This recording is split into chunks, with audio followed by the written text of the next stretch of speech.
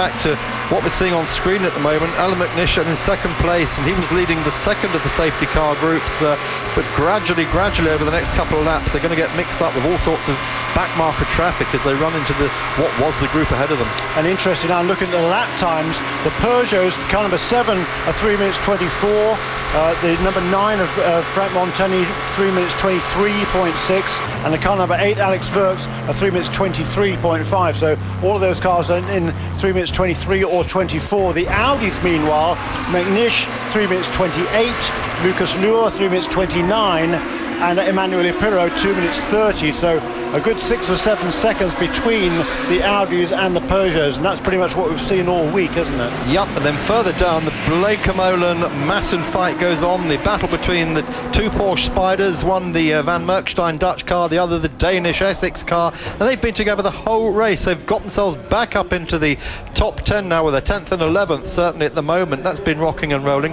And even better news for British viewers, Darren Turner has blitzed Ron Fellows. He's just got ahead of him, so I don't know if he caught Ron napping at the restart.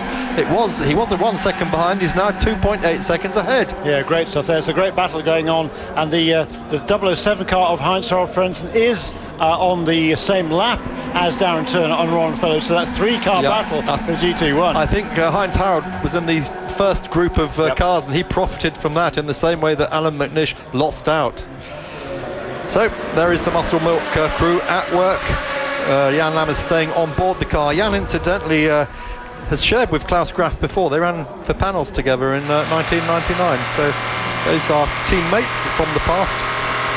On-board shots then from one of the Corvettes behind the Modena Aston Martin, piling down the corner there. Flashing lights, they're just warning. Is that a yellow that's flashing, or maybe a green, wasn't it? Difficult to tell. This is down to Arnage. Yep. Just through Indianapolis, Arnage. Now, Liz was telling us earlier on, the one thing you don't do at Arnage is use first gear. It's absolutely forbidden by teams, all their drivers. Never ever use first gear because it's so easy to break it. You put so much power on it. So second gear, and she said the problem then is you go for Arnage, which is a 50-mile-an-hour corner in second gear, and she said it's so frustrating. You know, you're trying to get back up onto the cams, as it were, onto the turbos. Andy Wallace then on board the 25 car, the RML car, which is going back out. Andy having won 2 years ago with this car. Warren Hughes was on board it the year before when Tommy Erdos and Mike Newton took it to the P2 victory, but I think time's moved on a bit now. Jeremy, that's what we're seeing. The Porsche RS Spyders are no longer really in the same league as this car, in the same way as the diesels aren't in the petrol league for LMP1. Yeah, well, good point. I mean, how old is this car from Ray Malek? It's 6 or 7 years old now, probably, isn't it? I've got a Scale X-Tric model of it from about 3-4 years ago. Yeah, so you know the Porsche RS Spyders certainly have raised the bar there considerably in LMP2. The only problem is I haven't got a Skull X-Tric track. I don't know if you know of any. But yes, I do. I've got very good buddy of mine's got one in California. Got a great set. He's got hundreds of cars too. So I don't think he's got that one. I haven't seen that one. It's still a stunning looking car, isn't it? It really is. Yeah, it's beautifully prepared by Ray Mallet Racing under Phil Barker. And of course, a really big program with MG in China now. They are putting money into the engines and fully backing the car. So it's almost a factory operation from MG. And as MG look at starting to build cars again in Britain, this is going to come more and more on song. But they are going to need a more up-to-date chassis. Yeah, I'm sure Ray Malek would love to get one as well. He's a busy guy these days, Ray Malek, isn't he? He runs, of course, the Chevrolet Lacetti program in the World Touring Car Championship as well. And very successful business he's built up there in Wellingborough. Yeah, of course, that's why Ray isn't here this weekend, because World Touring Cars are at Brno. No, Ray's here. Oh, he is here. I was asking after him the other day. He said he was at Brno, so maybe he's been to Brno and come back. He's certainly been on the road for the last 3 weeks, because he was here for the test, and then he and his wife Elaine spent some time actually up in Normandy checking up on his family history. Actually, he's got ancestors to go back to the days of William the Conqueror. And I was talking to them both over lunch this afternoon, and they were telling me they had a wonderful time to learn an awful lot about the early part of Ray's family, which might be fairly scary. But I was fed a dummy then. I was told in the Czech Republic. And don't forget, World Touring Cars will be on Eurosport on Sunday. Martin Haven is on site there. And Alex Zanardi is on the pole, I believe. Is that right? He indeed? Yes, I believe so, which is fantastic news. His first pole in the World Touring Car Championship. What a star Alex Zanardi is. he is going to be so pumped up to start from the pole in his BMW Italy. You're all going to be spoiled because you're going to have to choose if you stay with us on Le Mans, which we're doing the whole 24 hours, or if you keep popping off over to Brno. It's still all on Eurosport, so you're not going to have to change loyalties, but you'll have to hop around the Eurosport channels a bit for that. The Dome then still in the pit, still with those lights on, and any sign now they're still working on the back, aren't they? It looks like a long night. Is Tachikawa got back in board? Can't imagine. Sure.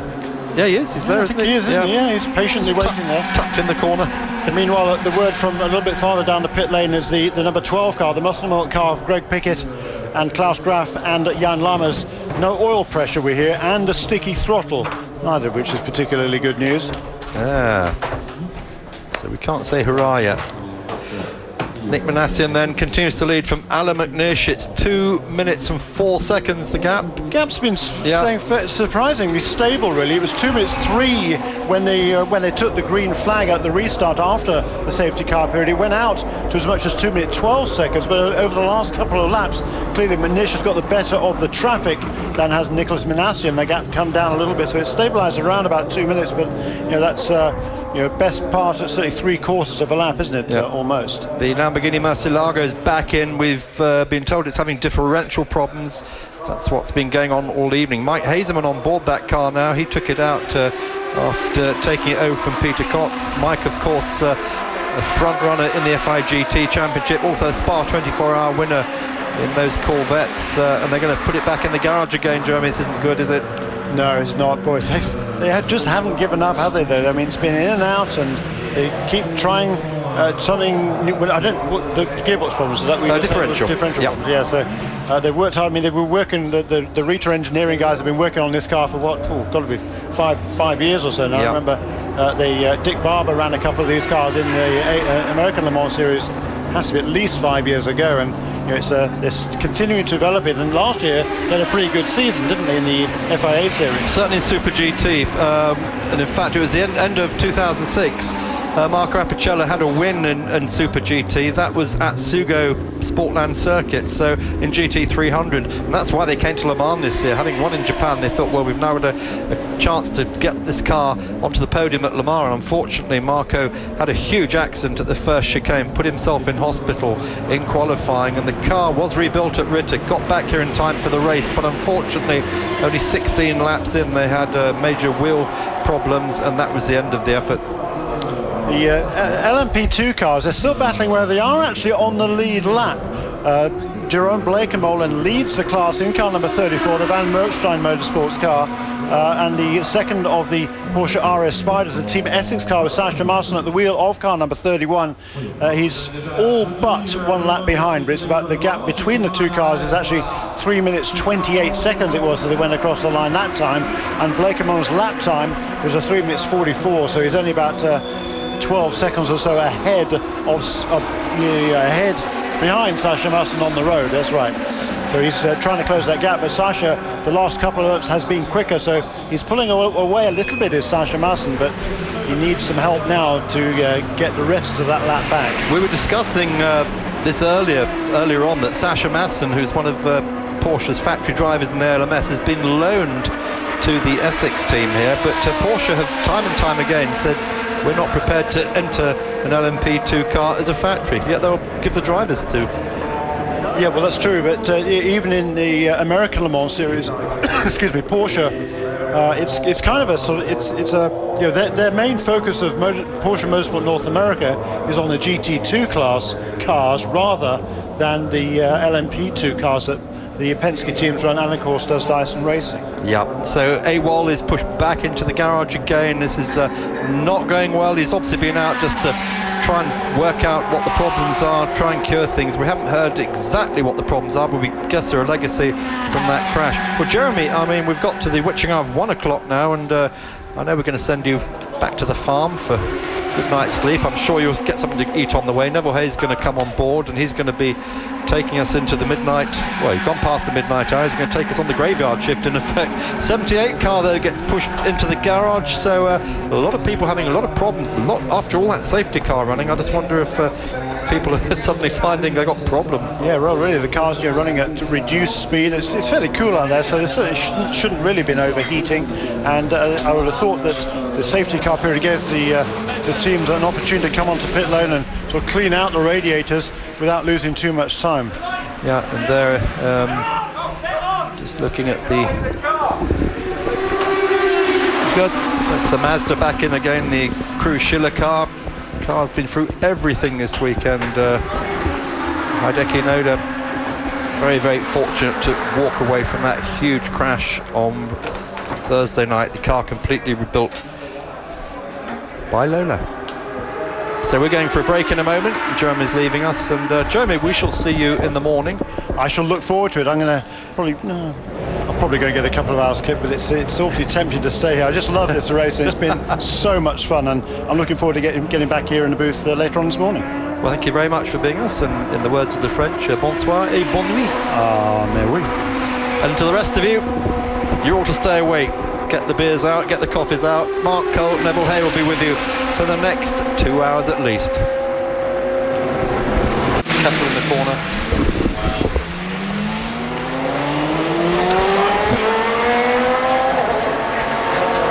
We're back on air with Eurosport here at Le Mans, and Nick Manassian continues to lead the great race from Alan McNish and from Frank Montagny. We're looking at the moment at the 45 car there. That is the 45 Embassy Racing Zytex, just gone back out after coming to the pits for a while ago. Warren Hughes, Johnny Kane and Joey Foster all on board that car, not at the same time of course, but Neville Hayes joining us then. And Neville, so many Le Mans you've done, and we're now, just gone past the 1 o'clock mark. We are some 10 hours into the race, and what's been your feeling so far? Well, my feeling so far is that Audi and Peugeot are all living a charmed life. I mean, I don't think I've ever seen a Le Mans where you've got 3 team cars from each team, and they are operating in the top 6. And that's what they've done, basically, from the word go. Now, sooner or later, somewhere, somebody is going to have something happen, aren't they? Well, they have. I mean, as we know, Peugeot have had some fairly big problems, but they've might have dropped down for the field, but of course, being diesel cars, they've just flown back through and, as you say, clawed their way back into the top 6. This is why the Wirtz car is running in 6th at the moment. They had the gear selector problems that allied to hydraulics. They got black flagged, and as we're watching all that, the number 3 car, Lucas Luhr, is coming in. This is an Audi pit stop. He is running in 5th place.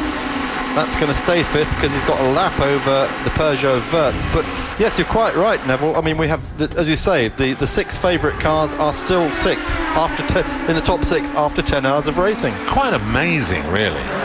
And the other story, I suppose, is that it's unusual for any form of mistake to be made by the Chevrolets, but not having that stop when they perhaps should have done has seen them fall a little bit further behind the Aston leading the class. Yeah, they've had a couple of issues tonight. Olivier Beretta had a puncture. He came in. The fellow's car fell off its jacks.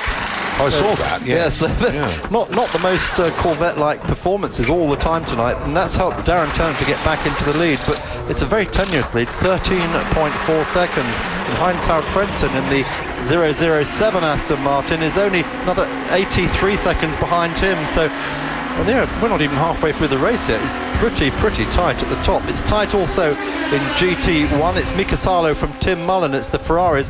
And what we've seen tonight, Neville, Porsche have effectively shot themselves in the foot. They've all crashed and burned their way out of the race, and we got Ferraris in the top 5 places. Yeah, I've never seen such a Porsche disaster.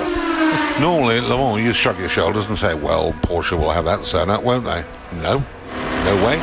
Top 1 is, let's look down there at 7th place. Wolf Hensler, and look how far back he is. He's sat in the garage for some 18 laps, having all sorts of problems there. Then in comes the number 8 car. This is Alex Wirtz we're just talking about. Only his 2nd ever Le Mans, and he won his first one for TWR, Just Porsche. Yeah, there's some very good hard thought gone into choosing the drivers in this Peugeot team. There is a lot of experience, even though there's quite a lot of youth there. And one wonders whether or not, looking at some of the elder statesmen of the Audi team, I thought this would pay off perhaps a little bit better than it has. I also thought the race pace of the Audis would be closer to that of the Peugeots. I think we all did. I think normally that's because Peugeot have niggling problems and Audi tend to run without them, and that's how they close up. Pedro Lamy incidentally just being strapped into that car. That car will go out again, still in 6th place, because as we saw, Lucas Luhr having made that stop just before he came in. So Peugeot still holding that place, but they have this habit of coming back, from all sorts of problems, don't they, Audi? And Peugeot haven't learned that yet, but tonight they've actually proved they can do it. They were down in 15th, 16th place, and that car that had the problems, the number 9 car, has come back to 3rd now. Yeah, somebody else made a little point earlier on, which I thought was quite good. Last year when the Peugeots were here, they were collecting rubbish, and it was taking an awful long time to clean it out. They've got rid of that problem. That's something that has stolen them back, say 8-10 seconds on a pit stop, and that's a lot. I think also, Neville, what we've got to remember is Tom Walkinshaw, soothsayer of Group C, always said it takes you 3 years to win Le Mans, and this is Peugeot's 2nd year here. Yes, I mean, Tom did run a pretty top team when he was with Jaguars and what have you.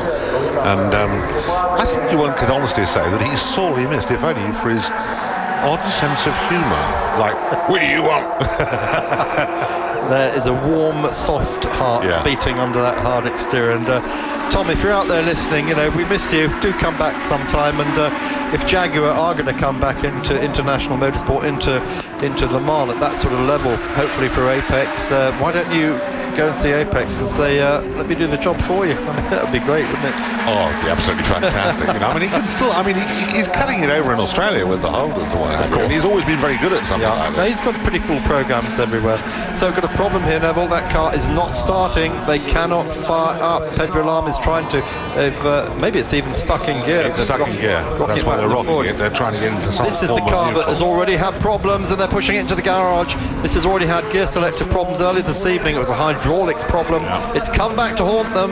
The Achilles heel of Peugeot struck again. Here we are, 9 minutes past 1 o'clock in the morning in this 76th Le Mans, 24 hours. Mathematics that. Well, I suppose I did it, didn't I, as the commentator? Just as you arrived, we're just saying, they're all going wonderfully, and look at this. Well, not my fault, Governor, really. Go away, cameraman, go away. We don't want you here. Oh dear, here we go, closing it all down again. Yeah. Oh dear. So not all happiness in Peugeot at the moment. No, they must be quite savage about this, because they've obviously spent an awful lot of time trying to get rid of the one problem that they thought would cause them a little bit of grief, in the terms of that they have had problems like this before, and so far, says he, touching some wood for them, because it would be very good for Peugeot to win this race, let's face it. Now, just before you joined us, Neville, Jeremy and I were talking about the fantastic performance by these Porsche Spiders. First time ever at Le Mans. We saw them win Sebring this year, the Penske cars, but look at this, John Nielsen in the Essex car, and Mikael Jeroen Bleekemolen in the Van Merkstein Dutch car. They've been running nose to tail all night. They're just half a lap apart at the moment, but they have never been split, and they're 10th and 11th overall, leading LMP2. Yes, John said this car feels good, and when somebody like John, with all the experience that he's got, and he's basically team managing it and driving in it, and my guys, somebody said your pit work's very good, and he said, well, it should be. They've been trying now for about 4 months. I haven't let them go to sleep. This is the car that started on the front row of the GT1 grid. Christophe Bouchou put it there, the Celine. He's just bought the car in. They've got a problem as well. They've had a routine stop, but there's something more wrong there. Or whatever it is, they've sorted it out now. They're changing tyres, they're scrapping the driver in. But this pit stop taking longer than they'd hoped. Out it goes. Jacques Leconte, of course, runs a very tight ship at Lavra competition. This is one of Hugh de Schonak's cars from last year, one of the Eureka cars. Hugh, of course, has moved on to Courage. This car then is the only Celine here this year. In fact, it's the only car that's not an Aston Martin or a Corvette or a Lamborghini running in GT1. Yeah, I was looking to what had happened to the Aston Martin engine Lola, and that had some problems earlier on. Yeah, but look how it's come up. Quite well. It has up to 14th now. Had a huge accident, front and rear, with Stefan Mucker on board. Thomas Enger went out, did a great job dragging it up the field. The safety car helped them as well, and Stefan Mucker's back on board now. They're in 14th. This is the lead car, Nick Manassian making another stop. This, in fact, is his Is it 13th stop, Neville? You can see the screen better than I can. Yes, it is. Yeah, 13 stop. That compares with 13 stops for Alan McNish. Of course, they're stopping earlier because they're tending to run about 11 laps against the 12 of Audi. Actually, it doesn't say 13. It's McNish has done 13. He has had 18. Yeah, I think that's a transponder problem. Can't be That'll right. correct Can't itself be right. when the car leaves to go out. Right, we've got one of the Audis in the number 1 car. This is Manuel Pirro. He's staying on board as well. They're just going to check they're going to double stint the tyres or not. We've seen them do this, get ready to put them on, and then word is given, no, we won't bother. Here we are. They are doing it. They are. I think we'll probably find those tyres have done 2 stints now. Yeah, well, it was a safe decision to make, wasn't it, at this time? Yep. As I was saying, as the night goes on, they will obviously still be finding their way through traffic, but by around about 5-6 a.m. you get a lot of rubbish on the track, a lot of tyres chunking, this sort of thing. Now, it hasn't been quite as hot, so you haven't got quite as much rubbish. I remember sitting here last year, looking down there, and there was so much rubber about. It was like marbles everywhere. Yeah, the debris from the wet and everything. Yeah. People were going off more, of course, on the wet track and bringing gravel and marbles onto the surface, you said, and stuff was washing down the hill from Dunlop. That was why the start straight was so mucky. On board them with Pirro in the number 1 car. This is the car that's won the last 2 years of Le Mans. They're going for the hat-trick this weekend, and this car is going for Peugeot's first win at Le Mans. Frank Montagny brings in the number 9 car, so the Peugeots all stopping on successive laps. That's a bit better than happened earlier when 2 of them came in together, but we had a huge blow-up by the dome while you were away from us, Neville. The dome sprayed oil over 2 of the Peugeots, one of the all over the windscreen. Oh, they were absolutely. Yes, I saw that. Alex Wirtz, he actually had to crawl around a lap at about 80 kilometres an hour just to see where he's going, get back to the pits to get a clean-up. Yeah, I don't think I've seen one quite as bad as that for a long time. Normally speaking, when you're driving these cars through the night, there are a lot of flies and all sort of infestations that enter the screen, but because they come on as you're driving, you don't notice it so much. But this was just completely opaque. You couldn't see a thing. Yeah, and Tachikawa actually took that car out again after it had spent a long time in the pit, Judd pouring over the engine. Alan McNish, Dome then went back into the garage, and even as I'm speaking now, they've just brought it out again. And the Dome is going to rejoin again. As Alan goes out, he stays on board. He is going for, I think, another 4 stints tonight. He did 4 earlier, so did Christensen, so did Dindo Capello, and Alan has now been in this car for 3 stints. And they're just saying it's so easy to drive, Neville. They can quadruple stint. Yeah, well, it's an open car. It's not that hot. You can stay reasonably cool. You're not using up liquid in your body all the time. And this isn't, strangely enough, it's a circuit where the main concentration is working your way through the traffic and the reverse being worked through. And that's what you really got to stay alert for, particularly in the night with these terrific lights. I mean, if you look down there now, you're in the car, you can see the enormous amount of light that he's got. Imagine being in front of that car when it comes up on you. Yeah, even Darren Turner was complaining about this. He said they are absolutely dazzling, just fully mirrors, and you start to lose your own night vision because of this. Well, we're going for a break, Neville. That's going to have another coffee at the Regime Paris, and we'll do the same while we're off air. So charge up your glasses. When we come back, we'll have a look at the forum, see who's on there at the moment. The nightclub. We can't be with you all the time, obviously, because we're changing commentators during the evening as we do our triple stinting, quadruple stinting. It's tough being a it's really tough work, you know. But anyway, we shall survive. We will. We're going to a break. Back in a minute.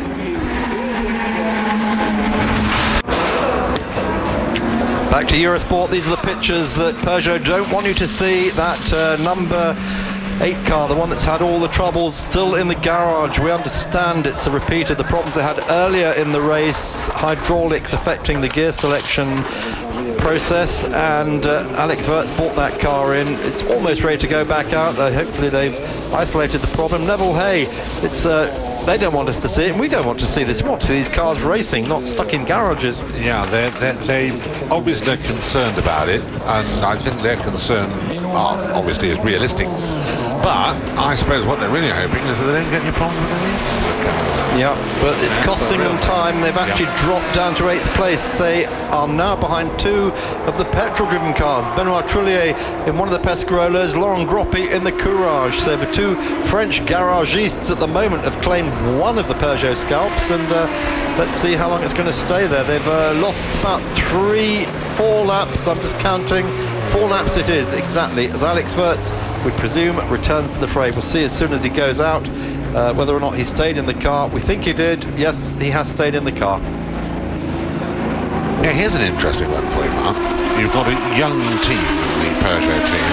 That's to say, drivers, should we say, under the age of 35. As far as Audi are concerned, you've got quite a lot of drivers who are, should we say, the more senior people. Looking at the possibility of another car next year, which I think Audi is certainly going to have to do, what would you do about the team? Well, you've got your juniors already, haven't you? So there's your youth. You've got Wurz, you've got Rockenfeller, you've got Premat. So you've got 3 guys there. What do you do with the rest of them? Alan McNish is probably the best sports car driver in the world. Yeah. Along with Stefan Ortelli. Well, he's 38 years along old. with Stefan Ortelli. Yeah, but so no, I wouldn't change Tom Christensen for the world. No. I mean, Frank Bieler. He's only 40. Frank Bieler's future is not assured at the moment. He doesn't know whether he'd be still in Audi's employ or not after this Le Mans. If he wins, I think he very much will have to be, wouldn't he? Yes, that acceptable. I'd take your point, but you know, isn't this surely the whole point of Le Mans, that experience counts for so much here? Yeah. It's not speed that wins its race, it's experience and reliability and keeping the car on the road. I'm going to sling a name at you. I would never be surprised if a young man, and he is a young man, who has had awful luck to be with a team in Grand Prix racing that is no longer in Grand Prix racing. I would never be surprised if somebody didn't offer him a large pile of gold, because he's an extremely good development driver, and who is Wurz? But another very good development driver. Anthony Davidson? Anthony Davidson. Well, we're actually thinking the same way tonight. There we are. That's a good start level. Yeah, so here's some money for the Anthony Davidson in Audi fund. Good point, though. Good point. They already have a British driver. They may decide one's enough. Peugeot, interestingly, not having any driver of the same nationality in any one of their cars. They deliberately did that. This is a marketing ploy, so if and when one of their cars wins Le Mans, they're going to get at least 3 countries worth of publicity out of it. Yeah. Clever stuff, but I mean, this is what the marketing people have to think about. The racing team's not thinking about that. They're thinking about the car and having drivers who are going to get it to the finish. Marketing people are thinking of when they've got it to the finish, how do we profit from it? Yeah. Now, those of you who were staying up all night, because last year I had the Worcester Mafia and the Demon Barber of Worcester, you know, Sweeney told himself then, do you know these guys are so bad they have their solicitor travels with them?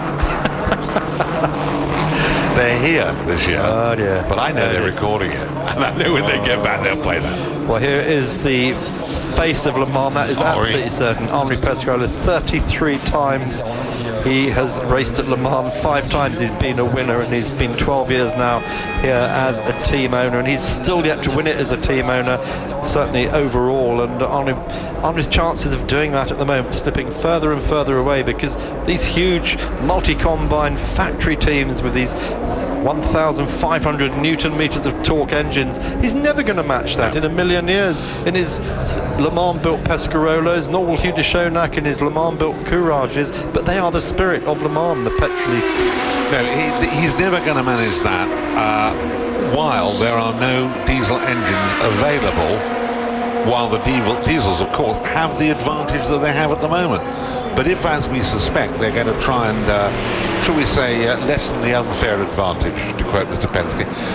No, it wasn't Penske, it was McCormack, wasn't it? Yep. If they're going to lessen that unfair advantage, well, then who knows? And if there is a possibility, and I can't believe that there won't be, that somebody isn't going to say, well, look, of course, we could sell engines, couldn't we? Hello. Well, we've suddenly got a whole clutch of cars coming into the pits, no connection with any of them. Corvettes are one of them. In comes the 64 car. That's the Beretta car, that's right. Is Ollie staying on board? No, he's not. Looks like Ollie Gavin's going to get in. Struggling to open the door. The car's being jacked up. You can't see that at the moment, but you're watching Frentzen doing exactly the same thing. So those cars have come in. They are actually 4 laps. No, not 4 laps. Sorry, Frentzen and Gavin were talking about, but Beretta were talking about. They're 1 lap apart, but it's interesting to see how the two teams tackle their pit stops. And that's the other Corvette that fell off the jacks earlier, so hopefully that's the problem. If we say fell off, the air jacks let go, whether it was a human mistake or a mistakening. Very good stop this, very, very neat, and Corvette doing a good job, the Pratt & Miller crew there, getting that car out. But have they got out ahead of the Aston Martin? Yet. Yep, they've done it, they've done it. Yes, they have, I beg your pardon. There's the Aston there. Yeah, out comes the Frentzen car behind them. It's amazing, isn't it, that you've got Frentzen, you've got Carl Wendlinger driving together, and that surely hasn't happened since the late 80s. Exactly, yeah, we're Mercedes. Yeah. Where's the other Mercedes chap, I Juniors. wonder? So they both changed, in fact. Max Papis took over that Corvette, and Carl Wendlinger has got on board that car. So well spotted, Neville. That's very impressive. Yep. The other chap,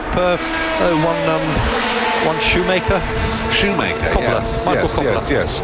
I understand he rides motorbikes, doesn't he? He falls off motorbikes as well, very spectacularly. And Michael's having a wonderful life now. He plays football for his local team in Switzerland. He races motorcycles under an assumed name, by the way. So although it didn't take very long to discover it, did they? About 3.5 minutes, I think. Suddenly it was all over the news agencies. Yeah, I remember a very famous British driver, actually, years gone by, actually raced under an assumed name for a little bit. Because he was quite fed up with the publicity. Seemed to work quite well too. Now, some of you on the forum not very happy about the safety car situation. John B, he's come on here saying, will more safety cars play to the Peugeot or Audis based on economy that we've seen so far?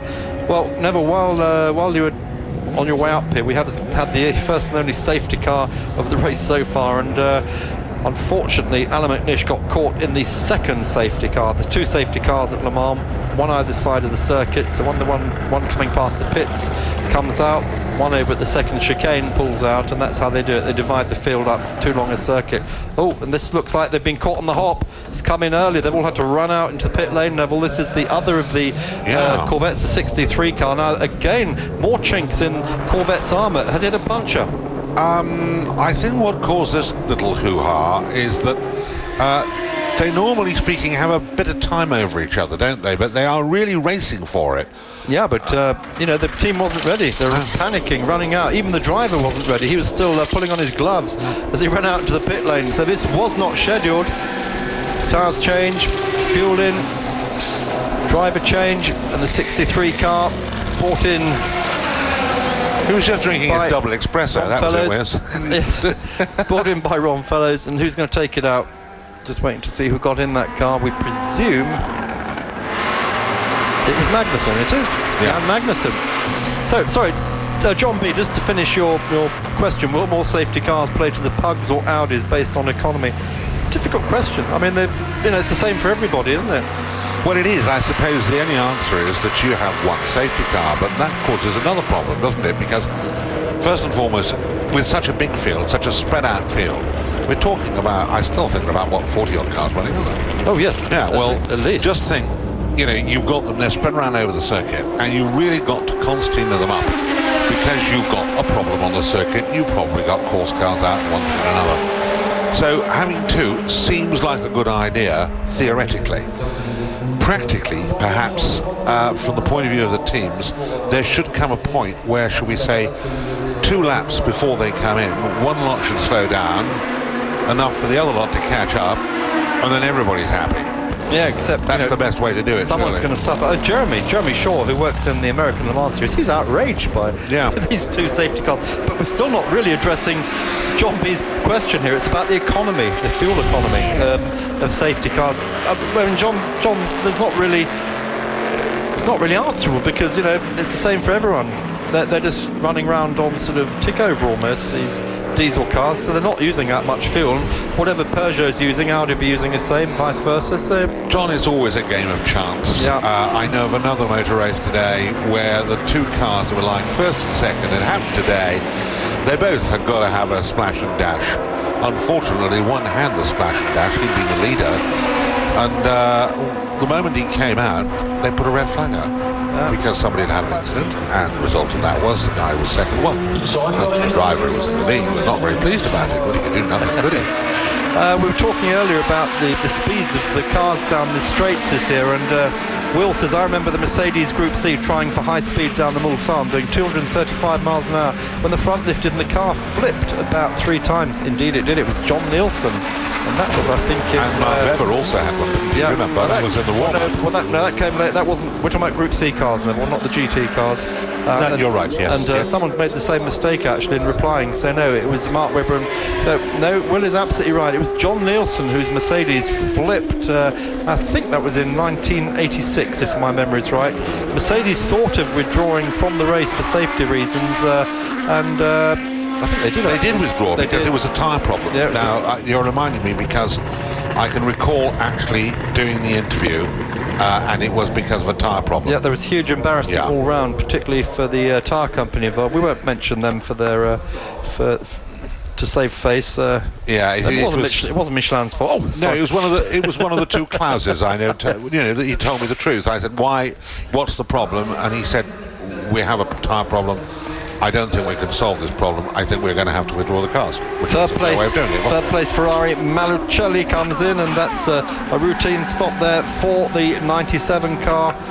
Just going to see if they're changing drivers as well, and certainly changing tyres. It's the only Ferrari running in the race on Pirellis. This is BMS Scuderia Italia. Good stop by them. They ran the Aston GT1s, of course, in 06 and 07 in the Le Mans series, and here at the Le Mans 24 Hours. The man from Pirelli just checking how the tyres are standing up to it. Very nice, good even wear on there. Doing a good job, I think.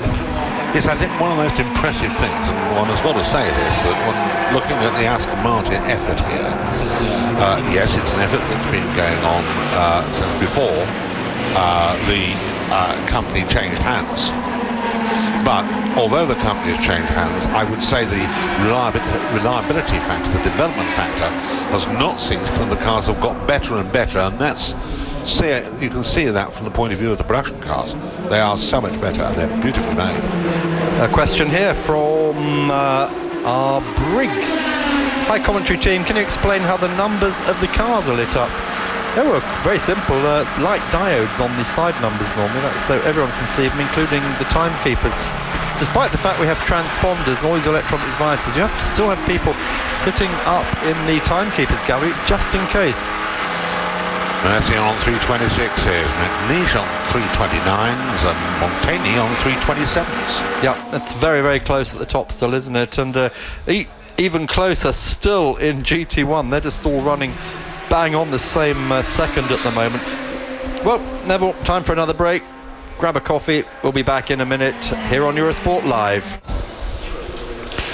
We're just looking at Lucas Luhr. He's just picked himself up after a quick spin at Mulsanne corner, then heads off down the road towards Indianapolis. And the Audi garage fairly nonplussed about it, Neville.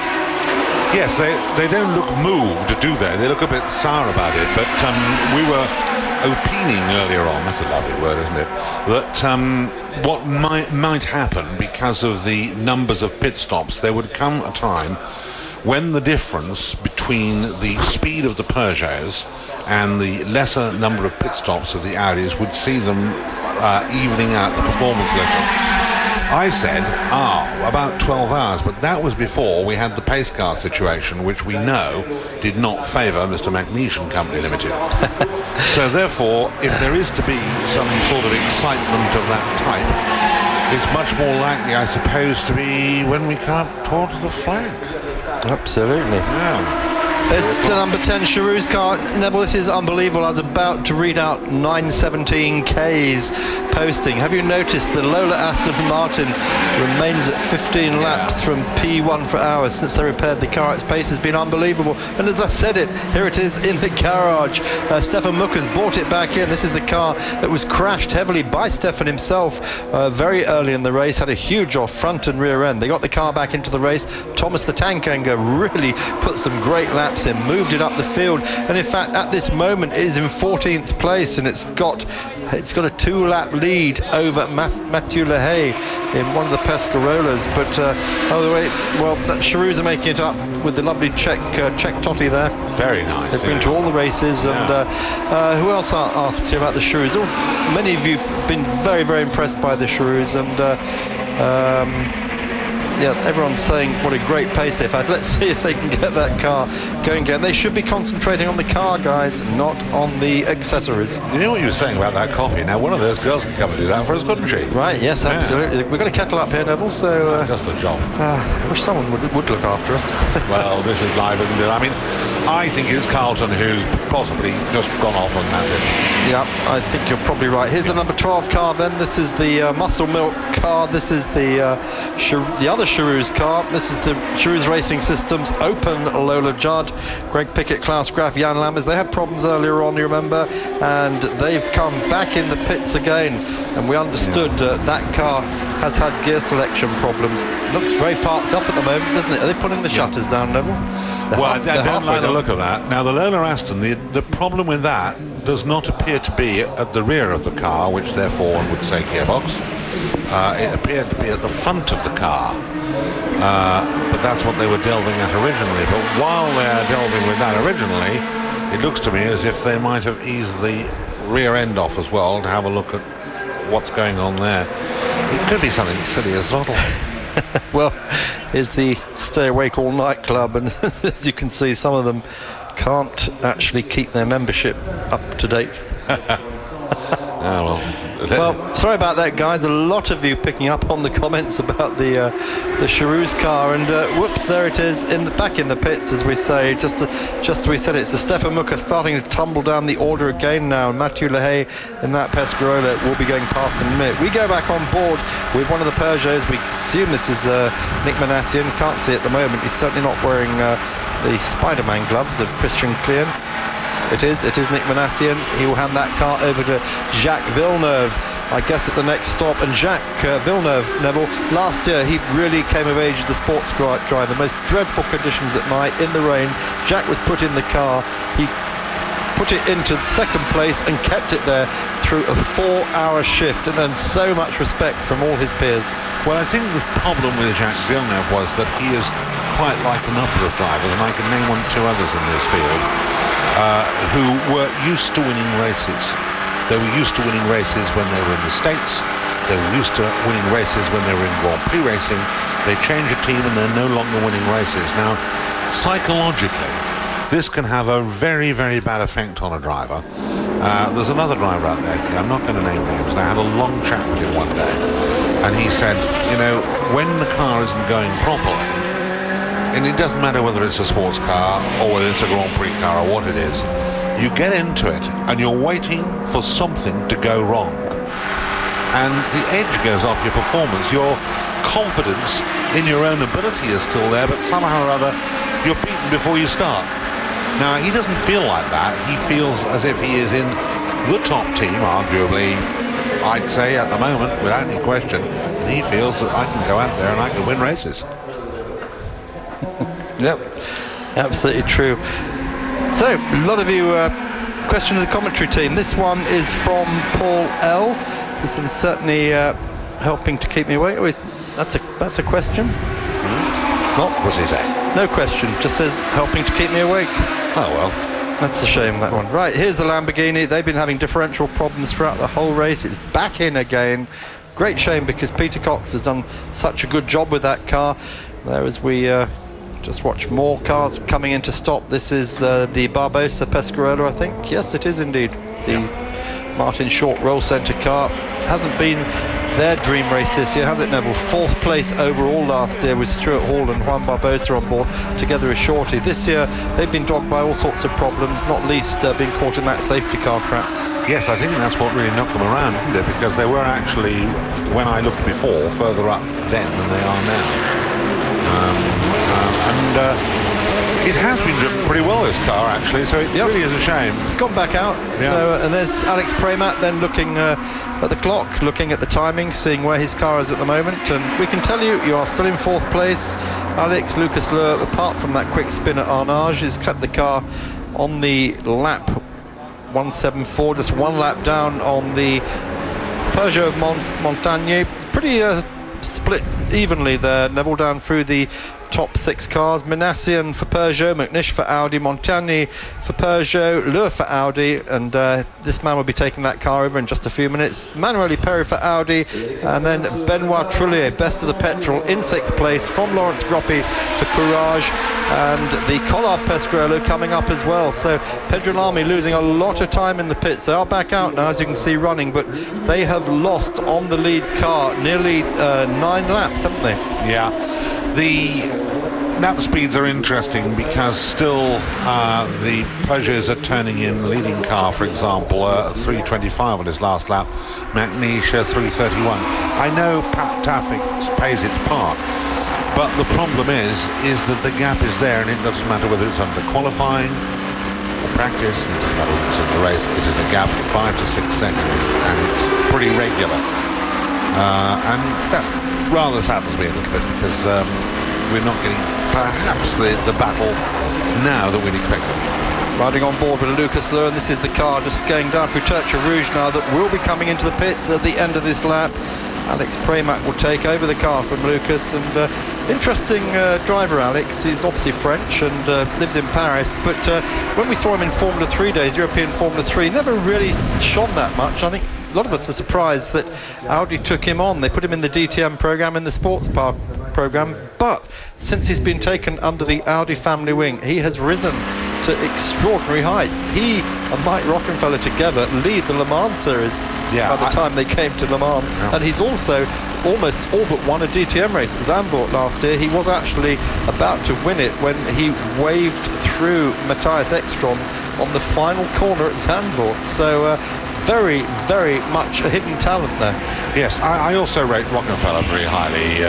Everybody remembers here at Le Mans that last year it was a rather dreadful disappointment to him, and let's face it, to Audi as well. But he is a very talented driver, and he doesn't often make mistakes. Neville, this is one of the iconic views of Le Mans, isn't it? At night, coming over the Mulsanne hump, coming down into Mulsanne corner. What a great, great shot. Look how heavy they are on the brakes there, and the dust they're kicking up. That's the 21 car, that's the Epsilon Euskadi, which Stefan Johansson was drafted into very, very late notice. 6 o'clock on Tuesday night, this car was admitted into the race after the Lucchini was thrown out for an oversized fuel tank. What a good job they've been doing. Scandinavian example of Jack Fairman, how crack will travel. Well, I think we've told the story already this evening that we believe Epsilon Euskadi, which is a combination of the Le Mans-based Epsilon team and the Basque-based Euskadi team. Euskadi actually means Basque in Basque, and that's where Juan Vildeprat, formerly Benetton, comes from. This car runs with state funding from the Basque government, and big program, but they were all ready with the 3 drivers and the car to take the place over if Lucchini was thrown out. And would you believe when Lucchini was thrown out, they just happened to be in the next garage, so Epsilon Euskadi just moved all their equipment over 2 garages instead of 1. Yeah, there's a big move in Spain to try and popularise 4-wheel racing to the same level that 2-wheel racing is very, very popular over there. Cito Pons, of course, was pretty responsible for that, because he was sort of a legend of the whole of Spain, wasn't he, when he was riding? Yeah, but interestingly, Neville, Cito has moved into 4-wheel racing. He races, he's got a team of 2 cars in the World Series by Renault, and they've been winning quite regularly, so he's made a big name for himself there. But you're quite right, 2 wheels rule in Spain and in Portugal, although interestingly we're being told now there is a new circuit being built in the Algarve at this moment, and there's a new circuit at Alcacin in Spain which has just opened. We've seen the circuit, and it's going to be on stream for international racing next year. They're using it for World Series by Renault this year, so there is, as you say, this big move, and it's all part of the Alonso effect, isn't it? Yes, the number 3 car coming in. The other sad thing about this, of course, is that one section of motorsport, I still like to use that word, is more and more interested in having street races for reasons best known to himself. He will not mention the name. And at the same time, I still can't help but say that the level of safety in motor racing today has been primarily as a result of not just development of cars, but also the fact that circuits are very safe. Yeah, I mean, how you can go to Singapore and have cars racing across a bridge over the river there, you do actually think, well, hang on, is this actually what the FIA Safety Commission is all about? But horses for courses, and I'm sure Bernie would tell us that the circuit will be approved by all the inspectors, and the Grand Prix will no doubt go ahead absolutely and wonderfully safe. Neville, Yes. there's one message for you here. Yep. This is from Kevin P. Neville, don't forget to mention the Britcar 24-hour race in September at Silverstone. Fantastic array of cars and brilliant event. Kevin P. from Ashby de la Zouche. Well, I will mention it. I'll talk about it in a moment or two, but we're not too far away from the break, are we? I believe we are. We're just waiting for the number 3 car to come in. Yep. Which is, Or has it just it's just gone out. It's just gone out. Yeah, it's sorry. just gone out. Yes, as I'm looking at the And me postings, Alex got on board. There must have been such a picture-perfect stop. We never even noticed it. There we are. There's Lucky Lucas Lure. Done a fairly good job this evening. I won't say a perfect job because he did have that quick spin at Mulsanne just as we went to the last break. We're having another break now. And here we are. They're bedding down for the night. Well, why go back to a hotel or motorhome when you can just pull a blanket over yourself and your loved one and just have a good night's kip in the grandstand. They wrote a song about that, you know. Yeah. Very poetic at this time Yes, of it night. was, wasn't it? Yeah, have you seen the Lola t-shirt yet? No, I know you've got one. Kink song Lola. We'll be back with that song after the break.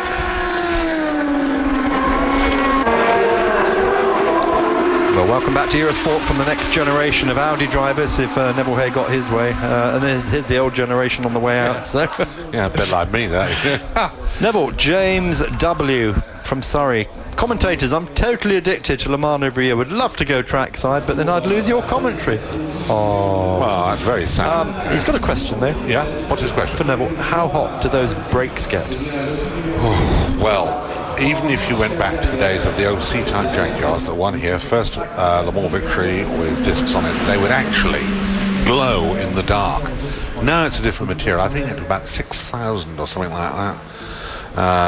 Whatever the coefficient is, but my God, they really do get hot.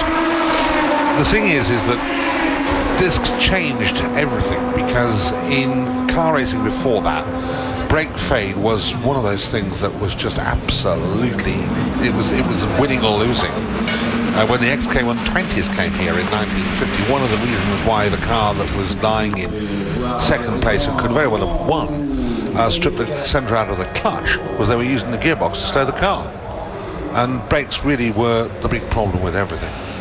Oh well. But anyway, I think to answer his question, we're looking about 600. 600. I can't. Centigrade. Yeah, 600 degrees centigrade. Yeah, I couldn't think of what it was. Of course, the carbon fibre brakes the norm in this type of racing now. Audi had to change discs in the middle of the Sebring 12 hours this year, at about the 6-hour mark. They have not changed brakes in the Le Mans 24 hours in the last 5 years, and that really took by surprise. It was a major issue. They went back to do some research on what went wrong. I asked the question at the press conference they held yesterday, but we didn't get an answer. They just said it was addressed and it was sorted out. So the MG's in trouble. MG's in trouble. Back in again. is in for what looks to be at the moment a normal stop. The Lola MG pushed back into the garage again. Andy Wallace on board that 25 cars, be in and out, in and out, and in and out. This Peugeot then, our race leader Nick Manassian, handing over. We are assuming he's handing over, aren't we? They've not changed the tyres. It's still running like clockwork. That's interesting. Away it goes. Now, if you're changing drivers, you've got some time on your hands while you do that. So why not just change the tyres, just for safety, if anything else? Well, yeah, but if you don't want to change them, you didn't change the driver. Get on with the job. The guy is lapping pretty quickly now, just for a moment, and that would be his last lap, but he wouldn't be the one who went into the pits.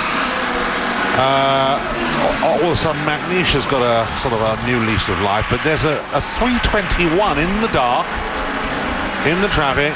Montani, very that car impressive. is really going, and it is very, very impressive. Very, very impressive. So, waiting for the next of the Peugeots to come in, all coming in line astern. They've learned the lesson, haven't they, Neville? Yes. Don't bring them all in on the same lap, something that they used to do in years past. Takes a while to sort these things out. Coming into the pit lane then, just Frank Montagny.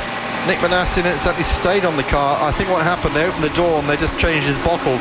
that's why they didn't need to. That's why they didn't change the tyres, because they weren't actually double stinting. Otherwise, Jack Villeneuve would have taken over that car. Jack will take the car over, I should think, probably in the next 40 minutes or so, and he'll repeat, hopefully, the great job he did last year in the dark. Yes, very impressive last year, and we've said all I think we should say or could say about Jack, who probably is enjoying his motor racing a lot more than he did at one time. Frank Montagna then in the pits. He's 2 minutes 24 behind Alan McNish on the same lap. Manassian's just completed 180 laps. Alan McNish is on 179. Montagna the same, and Alex Premat on 178. So still very tight at the top, Neville. 2 laps separating the top 4 cars. 3 laps separating the top 5 cars. That is not a big distance, having got almost past the halfway point of the Le Mans 24 Hours. Yeah, McNish actually, I think he's on the same lap as Manassian, but he's about half a lap or so behind. Yeah, in fact even more probably. They are 2:42, which is, let's face it, he is within about a minute of being... Neville, that's put Alan McNish back onto the lead lap, by the way. That's stopped by Manassian. So Alan, he's got a stop to make still, of course. Manassian's now done, 18 stops. McNish only 14. So we're starting to see the difference between 11 and 12 laps between stops is starting to fall in favour, isn't it, of Audi. They're starting to claw back an extra pit stop now in the first half of the race. As I said, originally we looked at it and thought, well, okay, if it gets to 3 o'clock in the morning, we can have some sort of assessment. We know that the pace car played its part in the fact that Alan McNish is further behind than he would otherwise have been, but we can now see that coming up to 3 o'clock, there is around about a difference of 6 pit stops in 12 hours. Yep, only an hour to go, and then we'll know the answer to that, won't we? Yep. So, there we go. Yep. Yeah, he's going to have more, isn't he, in 12 hours. Let's try and... Yeah. Let's do the math. I hate that word. Do the math. Yeah, terribly American. Yes, it is. Yeah. What's going to happen, he says, with confidence, oh my goodness me, the commentator's curse. I reckon that Manassian will have possibly 19 or 20 stops in 12 hours, and I reckon that the difference, McNish, will be about 5.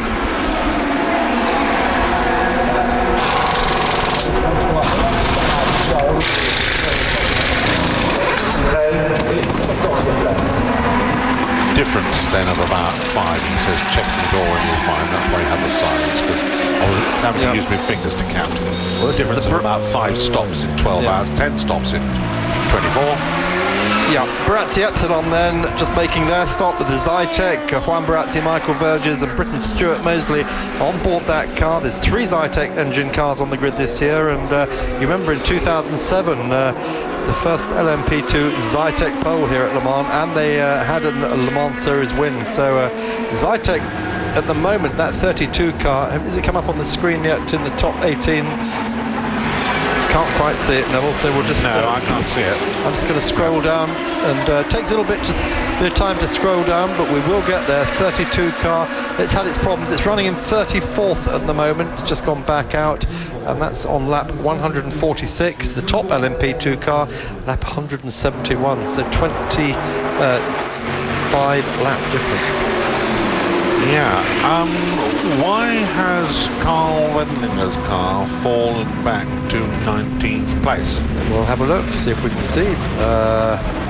Let's get it on the splits. He's still in 3rd place, but he's... I don't think it has, Neville. It's well, he's on the same lap. Yeah, he's on the same lap. Yeah, the 3 Turner, Magnussen and Wendlinger all on the same lap. So, right, waiting for the third of the Audis to make their stop. Just checking all systems a go on Tom Christensen's helmet. Of course, familiar for the DTM as well as for Le Mans. Moment's Manassian from McNish from Christian Klein. He's taken over the number 9 Peugeot. Number 8 car is about to be called in. That is the car of Pedro Lamy. It wasn't that long ago Pedro Lamy got in that car, Neville. I don't know if... No. They're calling him a little bit earlier. Alex Wirtz handed over to him, didn't he? That was less than half an hour ago. Yeah. Sarazan was quick in that car earlier on, wasn't he? Because the only one of the Audis to get under 320. Yep. So Tom McNish. Tom McNish, of course, brother. Absolutely. Alan McNish strapping in his colleague Tom, and just once again, we can't stress enough that these three drivers, Tom, Alan and Dindo, have never ever won Le Mans together. And this is the year they want to do it. They were robbed of victory the last 2 years. All sorts of wastegate failures they had in 2006. Last year, famously, Dindo lost a rear wheel a long time into his stint as well. So it wasn't a question of a wheel that hadn't been tightened up. Anyway, we get back into racing action, and sorry, it's Dindo who's in the car, not Tom. So that was Dindo who was being strapped in. Tom was standing in the background watching. It's getting very late, Neville. Yes, I think we'll have to let you go to bed. Yeah, I've got another hour on duty, and then I shall go and find somewhere to lie with a wet towel over my head in a dark corner. Wow. Yes, so if I find a place like that, I'll let you know. Pedro Lamy then comes in. Seems to be routine, doesn't it? They're keeping him in the car, no tyres, cleaning his screen up. Has he got a problem with screen getting really so dirty he cannot see where he's going? That might be why he's come in earlier. They'll, of course, they clean it every lap, every time, stop, but maybe he's been following someone with oil. This is what happened, of course, to Alex Wirtz, as we know earlier on. They did fuel him up, no tyres, and just gave him his screen a really, really good cleaning. Well, we're going into that witching hour now here at Le Mans, better known as the graveyard shift. The Team Essex 31 car comes in. This is the car that has been running in second in LMP2 throughout the first 11 hours of this race, and John Nielsen bringing the car in. Good job he's done with Sasha Masson. Is Sasha going to stay on board it now? He is. They've got tyres ready down there. Are they going to put them on? We'll just have to wait and see. The tyre people will have a look at the tyres on the car. They've decided, no, we don't need them. They're going to let him go. Out he goes. Yep. So they're happy with the condition of the tyres that are on the car. Sasha Masson, Porsche factory driver, returns to the fray.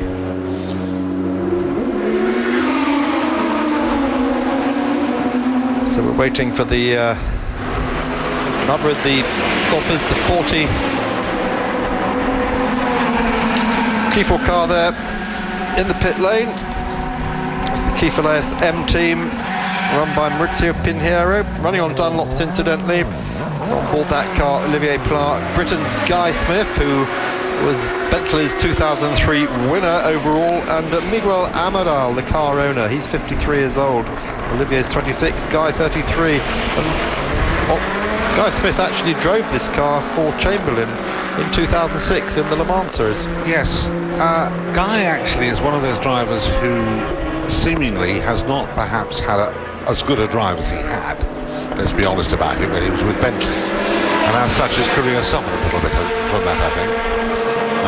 Anyway, he's loving his racing now. I was talking to him on the grid this morning. He's racing for Dyson in the American Le Mans Series in one of these Porsche Spiders, as we've been so impressed by here at Le Mans this year. Well, it looks like it's all over. They've abandoned it, haven't they? The mechanics have gone. Yeah. Andy Wallace is out of the car, and it's just a photo opportunity for one of the marshals there. Have his picture taken with one of the last surviving MGs of all time. Be good to see that name coming back. I hope it does come back. Yeah. I hope it does come back into sports car racing. It would be a great tragedy, and it would be a great missed opportunity if the Chinese do not do that. So the number one car is in. Pirot handing over to let's see if it's Biela or Werner. Looks like Marco Werner, doesn't it? Yeah, I think the stature would suggest that it's Marco Werner rather than Emmanuel Pirot. Pirot's wife was here last year. I don't know whether she's come this year or not. I think we probably sort of left her at home. Yeah, Pirot's just got out of the car, so getting ready then to go back into the fray. This car now in 5th place overall. That's on the same lap as its sister car in the hands of Alex Premat. Trouble getting that wheel off there. Yes, it didn't want to come, did it? Well stuck, wasn't it? Yeah. Of course, what they're confident about is they're not going to have a repeat of their Sebring brake disc problem. They're not going to have to change brake discs, they are telling us. So we should watch that space. So Marco Werner gets up to speed immediately. That's wrong, Pirot. Pirot just got out of the car. Marco Werner's got into it. It always concerns me when they drop the car off the jack so quickly after they put the wheel on, and that went down very quickly. And I just hope, having seen what happened, that it's secure. Oh yeah, we had that with the Corvettes earlier. Yeah. The other thing I always think is, what if they drop the car like that? The driver goes, "Oh, I've put my back out. Oh dear, let's drag him out, undo the belts. This is going to cost us time." Any drivers out there can come and jump in the car? I should tell you, folks, I've known Mark a long time, and I didn't know he had a bad back. I have one, and I actually, touch wood, I managed to get away with it, except for 1 year here. And you know who sorted me out? One of the girls in the Audi team. One of the Audi osteopaths. Yeah, terrific. They have masseurs, osteopaths, everything. They bring virtually a whole hospital to treat the drivers. She can job they do. Oh, yeah. Right, we're looking at the moment at the Saulnier car. This is the 35 Pescarolo, which is privately owned by Saulnier Racing. Francois Sicard, and that's got on board Mathieu Lehay. It's got Pierre Ragues and Oxford-based Chinese Frankie Kung Fu Cheng, who is the first Chinese ever to race at Le Mans. That's in the 35 car. It's the 33 Speedy Racing team. Sabaka we're looking at the moment. Xavier Pompidou, Andrea Bellicci and Steve Zacchia. This is Lola's other coupe that's running at the moment, the Judd-powered LMP2 car, run by Hugh Hayden. Hugh Hayden worked in the Middle East for a long time, and Seba means 7 in Arabic. Yeah, Ching, actually, Chinese driver, as you were saying, started off his career as far as Europe was concerned in the A1 series. And I saw him actually at that time, and I mustn't say too much about it, but I wasn't wildly impressed. However, I was advised today that he has got some very, very astute management behind him, and has made some very impressive performances recently. Absolutely. Well, I think, Neville, you're being a bit unfair to him, because you're one of the British circuit commentators, and Frankie ran in British Formula 3 in 2006, and he was the national class vice champion. I long finished then. I only do about half a dozen a year. I still hear your voice when I go to bed in my head all the time. You know, it's, I wish my wife did. But no, he did very well in A1GP. Yes, he is very well managed, and Frankie's claim to fame is that this year he carried the Olympic torch through London on behalf of the Chinese community. Well, we're going to be leaving you in a couple of minutes just to go to more Eurosport news, but we will be back on Eurosport International after a little break. We'll keep you informed on that. So just, if you're on the Sky package, just have a quick look and see exactly where we're coming back, because we are chopping and changing channels. Oops, wrong we go. Now, where's he going to finish up? Well, that was well caught, wasn't it? Oh dear. You don't do that in a Peugeot right in front of the Peugeot pits, do you? Oh, well, if you do, you may find someone inviting you to take a position elsewhere. That was very impressive. Well caught. And he didn't stall the engine. He got going again. Oh dear, rock and roll. Yeah, they're just sort of thinking about it, you know, it's happened, they're thinking about it. I bet we'll get a replay of that in a minute. Well, as we leave you... Here we go. Look, watch, this is what happened. Look. He gets on the curbs. Over the curb. Yeah. Whoops, there we go. Reverse the lock. But look. He didn't even stop, did he? No. He was still moving. Well, we are leaving you in just a minute. We're going to be leaving you for about 10 minutes. Nick Manassian then leading from Dindo Capello and Christian Klee, and that is Peugeot, Audi Peugeot. As we look down in LMP2, it's Jeroen Blekemolen now on board the Dutch Porsche Spider, and he's ahead of Sascha Maassen in the Danish Porsche Spider, and it's Xavier Pompidou in the number 33 Lola, who at the moment is in 3rd place. Darren Turner leads GT1 for Aston Martin, and Jimmy Brunny for Virgo Motorsport. Neville is leading that British car in GT2. Quite amazing. So, we'll be back with you in a while. We're going to get a coffee, we're going to get one, and we'll be back with you in about 10 minutes after Eurosport News. But check exactly which channel we're coming back on. We're not too sure here. See you soon.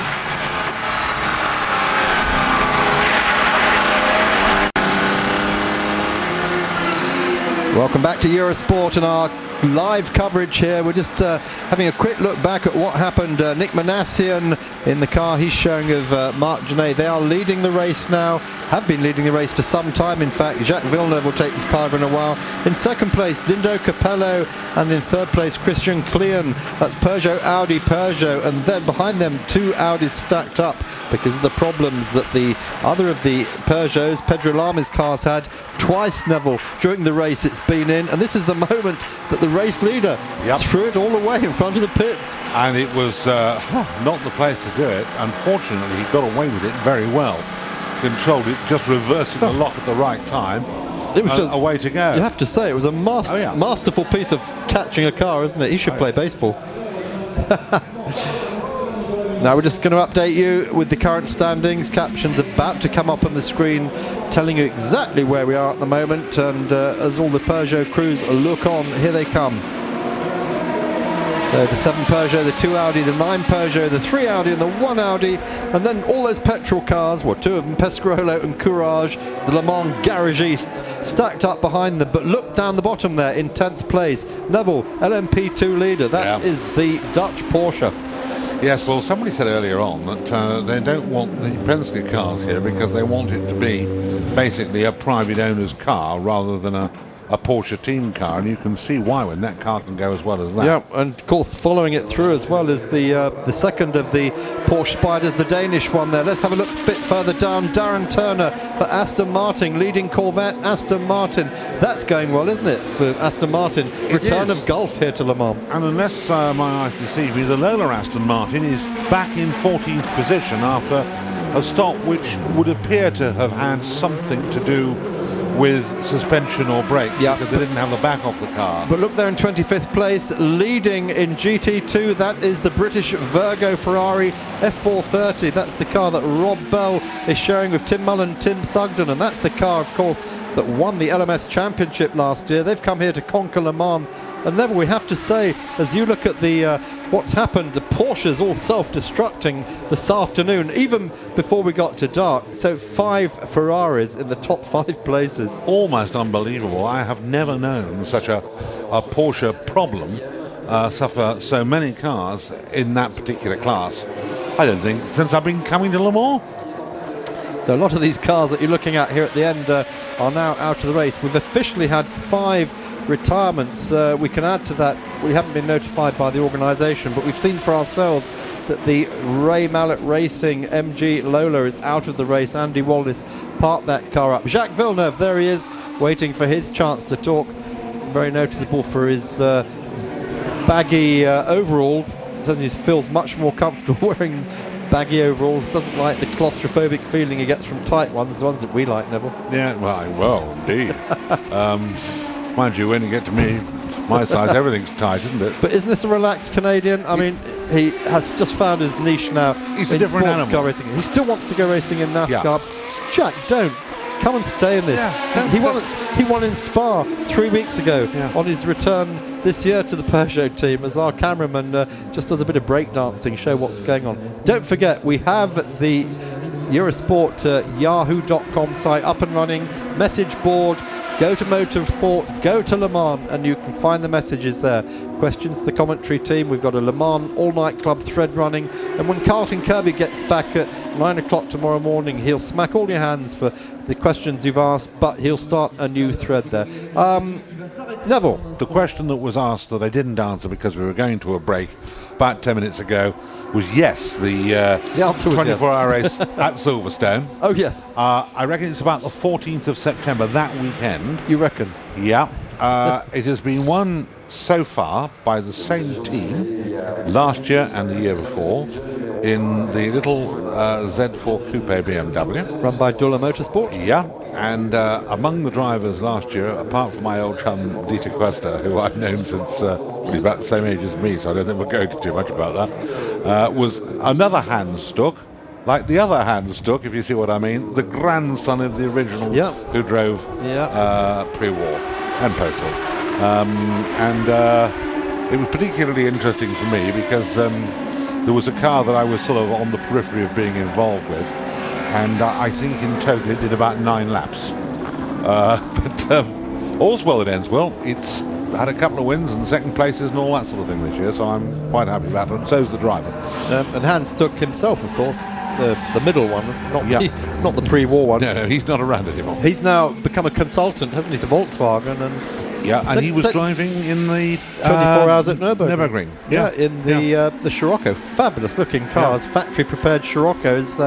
I think they won their class. There's 1, 2, 3 in their class. Aston Martin also 1, 2, 3 in their class with Dr. Betts driving. Having been associated with BMW for so long, going bounding off to Volkswagen, but of course that may be the Porsche connection. I think in the words of George Harrison, all things must pass. You have to move on. We've got a Peugeot pit stop. This is routine. The 64 car, no tyres. They're very happy with that car. Max Papis stays on board. He, of course, has been one of the mainstays of the American Le Mans Series program. Corvette doesn't do the shorter races, but he's always drafted in to race with them at Sebring and at Petit Le Mans, and then normally at Laguna Seca at the end of each season. Question for you, another one, Gavin Dunbar. I think that Gavin Dunbar was from sunny Montrose. I've got a feeling. Won't be sunny now, will it, Montrose? But Gavin, good to hear from you. Oh, says it from a dark Montrose. How good's that?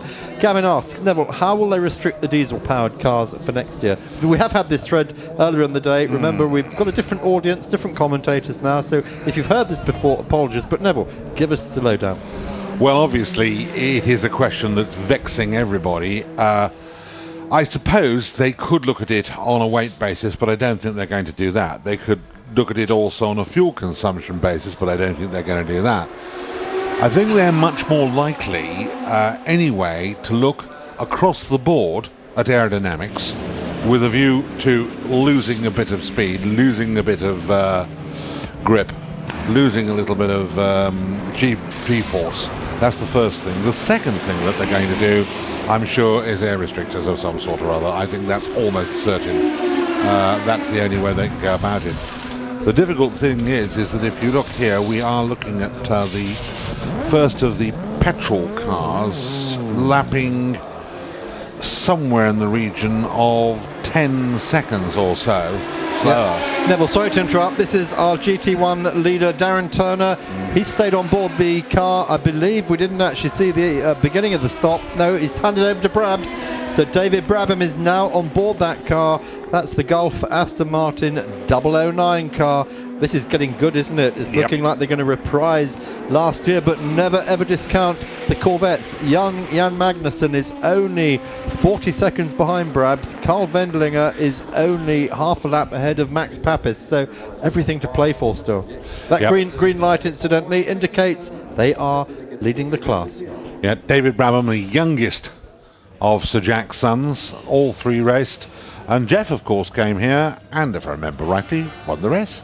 Didn't win the race. They led all through the night in 1990, and then a fuel leak developed at 6 in the morning, and that was the year that then let John Nielsen through the Silk Cut Jaguar to take that win. But good shot. It's the Epsilon Euskadis then. Great looking car. I mean, I'm still so impressed by these two cars, the 20 car, and the 21. Very pretty. Don't they look great? Just being in black. Yeah. They don't need to do more. They don't have to have advertising plaster all over it. Carrying the Basque national colours. We've already heard Euskadi is the Basque language version of Basque. Yeah. What is the Basque country exactly? Well, it's. I'm going to be very Someone careful. Asked if it was Andorra. It's not Andorra. No, is it? It is officially part of Spain. Isn't it? It's the region that goes up into the mountains and borders on France. And I think I've got that right. Geography was never my point. Well, you're always driving backwards and forwards across the Pyrenees in your motorhome. I just thought you'd know. I've been known to. I haven't done that in the motorhome. I've driven across most places, not the Pyrenees. And they basically are. This is an effort that I applaud wholly because we know that there have been problems there, but it's nice to see that they're joining together to try and popularise the four-wheel sport. And they are beautiful cars. They're beautifully turned out, as you say. They're nicely prepared. They bear a strong resemblance.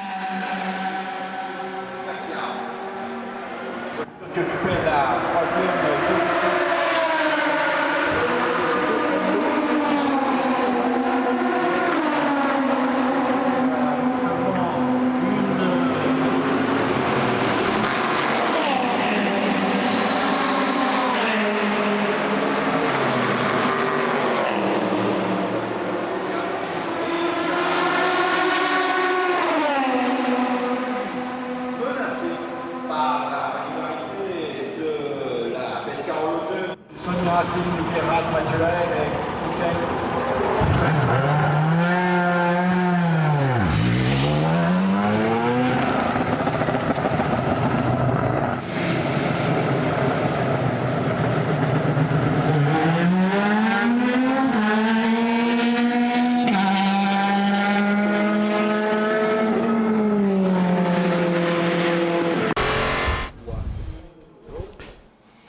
Well, you're back with Eurosport. Sorry about the abrupt departure. Eurosport went to a break, and because of a technical problem, we didn't get the message. So Neville and I have had the most wonderful conversation about the whole Hay family. Yes. And we were just talking about Richard Hay, Neville's favourite son, well, not favourite son, but one of Neville's favourite sons. Richard, of course, a mean racer himself, and great performances in all sorts of cars, but notably we always think of him here at Le Mans, Morgan and TVR, particularly TVR. TVR, I always think of the Morgan because that was the occasion in which they said, look, we're going to do something about this, take your brain out and qualify it, will you? And he did. And he did. But he was going to come back about 3 or 4 years ago, and the team concerned found somebody who had another sponsor, and Richard discussed it with the guy he was driving with, and he said, look, I know they're prepared to do it, but I don't want that sort of money on my back. I do it for fun, not for money. I think he would love to have been back here. He is driving a big 7-litre, what was once a TVR, in one of the British series, and he still drives the Caterham from time to time that he raced sort of extensively last year and won the European Championship with. And he won at Spa with both cars this year, because he won with the Caterham about 6 weeks ago, and with a big 7-litre Ford Beast about a fortnight ago, and was second to Brands today because it was stopped under the red flag, and he had done his splash and dash, and the other chap behind him didn't, and didn't have to. So there you have it. Good man. Anyway, you know, you cross the line, no one can take that away from me, can they? No. Well, they try not to. But yeah, as we said, Richard, TVR, and very sadly, Trevor Wilkinson, the founder of TVR, the man who gave his initials to the mark, died just a few weeks ago. I heard really that. Bringing to the end an era, but the company had already been taken over by Peter Wheeler, and then sold on again to the Russians, who then just put it into a wheelie bin, basically, didn't they? And that was it. End of TVR. They said they were going to bring it back, but it's never happened. Went into receivership. Everyone was laid off, and one of the classic British names, classic British cars. Maybe we're not going to ever see it again. Well, I think somewhere in a warehouse there are some cars that haven't been sold, I believe, and I'm told that there are negotiations going on to try and, shall we say, reconstitute and buy the TVR name again, and I really do hope they do, because you know, there was an awful lot of effort poured in by Peter Wheeler, who I know pretty well. Very nice man, and a man who actually spent a fortune, and he sold out under the mistaken impression that this was going to be a big leap forward for the company, and instead of that, they buried it. Yeah, he got the wrong man, didn't he? Chelsea got Totally. the right man, Peter got the wrong man. Yeah. Neville, question for you from Aston Scott. Neville, any idea what's the lowest number of laps completed in this race? Oh, well, you have to go right the way back to in the 1920s, wouldn't you? And I probably could tell you, but I needed notice of that question, and we'll come back to you shortly with a suitable answer. Of course, I just spring it on. Well, you did. Well and truly. Yeah, we'll have a think about that one. We won't give you an immediate answer, Aston. We'll come back to you. Is Aston Scott any relation of Aston Martin? I wouldn't have thought so, but you never know.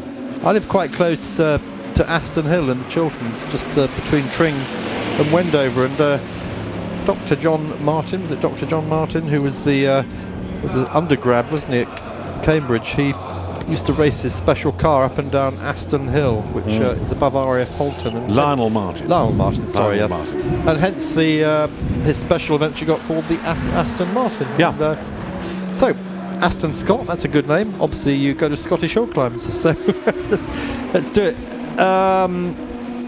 More things here. Let's go to Duncan J. What's he saying? Can someone explain to me why Formula One holds the attention of so many, yet a race such as this, with fantastic action and real racing, is generally unknown by the public in the UK, i.e. non-fanatics like us lot on here? Well, you're on here, so you must be a fanatic. So. Yeah. But Formula One, let's just get this in perspective, shall we? Formula One is, well, the Le Mans, let's put it the other way around. Le Mans is the equivalent of a whole season of Formula 1 races in length. Curiously enough, I have got the answer to that question. So, as the man said, Pimba you lugos. Right, well, as you open your book, we've got the Flying Lizards in. Lizards who were leading this race until a very, very bizarre accident between the Lizards and the other of the factory Porsches. They took each other out. That was the IMSA Matmut car that won last year. Took each other out. And Lizards have gradually clawed their way back up. That's the 77 car we've just seen. They've now, with Alex Davison, pulled themselves back up into 6th place. So the bad news is Ferraris are only filling the top 5 places now, not the top 6. Coming back to us, Davison, in a minute or two. 2209 kilometres, believe it or not, it was the very first one. The very first Le Mans ever run in 1923. It's the least number of laps. That was the least number. It was the least distance. I can't give you the depth because over 24 the circuit has changed. Over 24 hours. Yes, right. The circuit has changed so many times. That's a good answer. 2,209. Yeah. The record, as we know, goes back to the early 70s. Porsche 917s. But again, we're talking about a different circuit, and it was very, very quick. Very different circuit. Different circuit indeed. But for all that, I think even to race here and finish, I recall very well talking to Richard about this, oddly enough, the other day, just mentioning once more, because that's all he's going to get. And I said, it's unfinished business to you, mate, isn't it? And he said, yeah, it is. Got to go back one day. But we'll see if he does. He's getting on a bit now, you know. Perhaps we'll put his brother in. Well, Neville, here's Ryan M. we heard from earlier this evening. Wonder if it'd be possible to have a shout out to my dad, Terry McManus, saying Happy Father's Day. Well, it is. We're now 2:30 in the morning here in France. I haven't heard from my lot yet, have you? No, well, I have, yes, because I wished my daughter a happy birthday, but I didn't do it on the radio, on television. So Terry McManus, Happy Father's Day, not only from your boy, but from us as well. Yeah. He has a question too. Surely ACO, Audi and Peugeot realise the diesels are really going to dominate, as proven with the number 8 making its way up the grid, as we've seen this evening. Will ACO place restrictions next year to give Lola and Pescola a chance of a win? Well, we've answered this in many ways tonight, but let's just reiterate once again, this is the last time I'm going to do it tonight. Neville will probably do it several times still, but the ACO is determined to bring the speeds down in the first place, that's generally, so it wants to slow the diesels a bit if it can, but then on top of that it wants to bring the qualifying time down to no more than 3:30. They've been terrified this year by the 3:18 times we saw from the fastest two of the Peugeots. I mean, they're just blindingly quick, you know, and all sorts of safety issues start to get raised then. As we saw with Marc Gené's accident in the test day last Sunday, very lucky to have survived that race unhurt and to be able to be racing here this weekend. And that car he's driving, of course, is leading the race at the moment as they errant wheels crash into the Peugeot mechanics. So I just think that was probably a well-aimed shot, wasn't it? Yes, but I think it was done deliberately to get them his attention. So just to finish off the answer, yes, they are going to actually start looking at how to bring them down. Neville explained to us a short time ago it won't be done on fuel consumption. We're never going to go back to fuel economy formulas like Group C. It will be done on things like the air restrictors into the engines, on aerodynamic aids, and probably maybe controlled tyres. I think controlled tyres, that's probably another very good idea that will be put forward. But I think that what one has to remember, folks, is that right now we are looking at the fact that Europe has really grasped the diesel nettle over a period of years. I remember going to the Frankfurt Motor Show in a diesel car, a little Volkswagen Golf diesel called the Rabbit in the States. I now have a diesel car, and it is terrific. I wouldn't even think of going back to a petrol car because it's so easy to drive, the torque and the speed. It's brilliant. Now, you are going to get more manufacturers tending to move down that direction. And of course, the big place that everybody wants to get to buy diesel cars is the United States of America. Well, I will never, ever in my life drive a diesel car, Neville. But unfortunately, about 2 months ago, I bought an Audi A6 TDI, which I drove down here, and it's changed my life. I mean, I got from Silverstone, where I live, down to here in Le Mans, which is near enough 500 miles on a half a tank of fuel. It does make a difference, doesn't it? It does. I had to leave the Jaguar behind this year, my XJS V12, because last year the rain, the dirt, the shit, everything. It was so bad about Le Mans. I went back at 4 o'clock on Sunday to the Grass TV compound to get my Jaguar to drive back to the hotel. It had sunk the front up to its front axle. It took an hour and a half to get it towed out, and I thought, never again if there's going to be a risk of rain. And to be fair, we've got a big problem here. To be fair, there was a risk of rain for this race. It hasn't happened yet, luckily, and we were hearing from some people maybe 9 in the morning, but too late for this. A bit of rain might help this car. It looks like a big blow up, doesn't it? Yes, I think he's really sort of. It looks as if he's spun through 180 degrees at least. Well, I don't know if he's spun or the engine's gone and he's pulled off, but well, no, who knows? You'd be looking at the back of it, wouldn't you? This is coming out of Tetra Rouge, and he's actually pulled off to the inside level, so I think he'd have gone off into the wall on the outside if he'd had a moment. But what I'm saying is it's the wrong way round, isn't it? We're looking at the front of the car, I think. Let's see. I can't tell. 44, we're told it's Portalis in the 44 Lola Mazda. This is the car that was rebuilt after Hideki Noda's horrendous crash the other night, and Lola worked so hard to get this car rebuilt. Even the tub was cracked, and laminators with portable autoclaves, little ovens, came down here, got it fixed, but it looks like that's going nowhere. Yeah, it looks as if he's pulled it. Actually, I correct myself, he's pulled over to the right-hand side, and that's that. Well, we're going for another break, and we'll try and find out more, let you know when we come back. Keep those messages coming on eurosportyahoo.com. You know the thread by now. Stay with the All Night Club.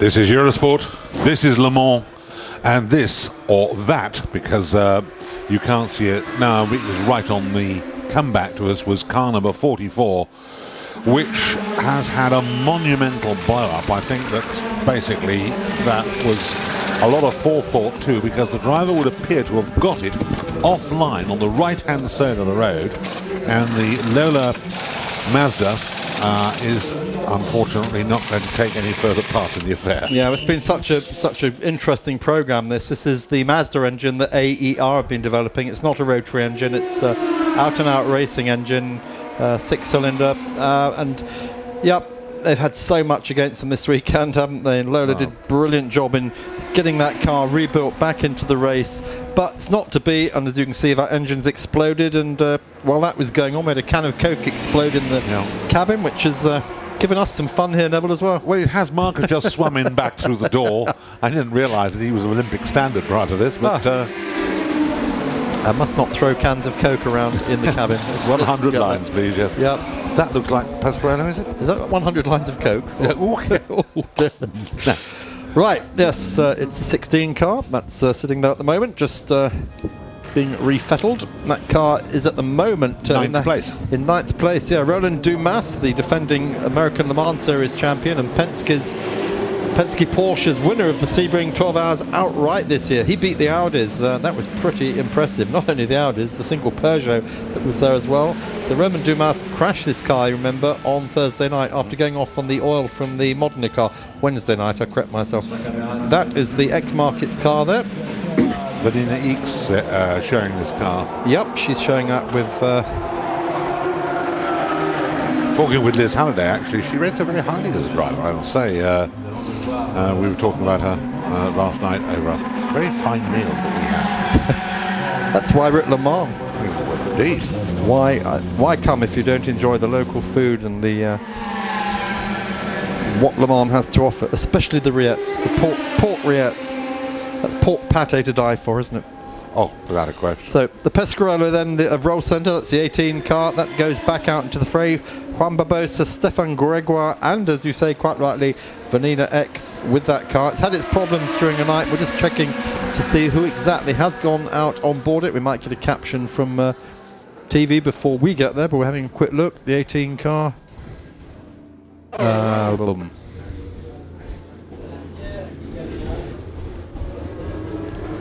not going to tell us, are they?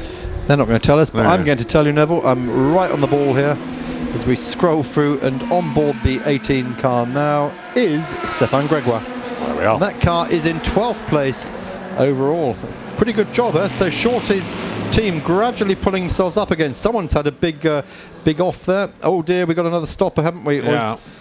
Now could this just possibly be the car we saw pulled off At the chicane, no, it's another one, isn't it? Yeah. And which car is it? They've gone straight to the team looking at it. We're just trying to see who it is. Well, we assume that that's the team that's looking at it. Well, the directors certainly do. Yeah.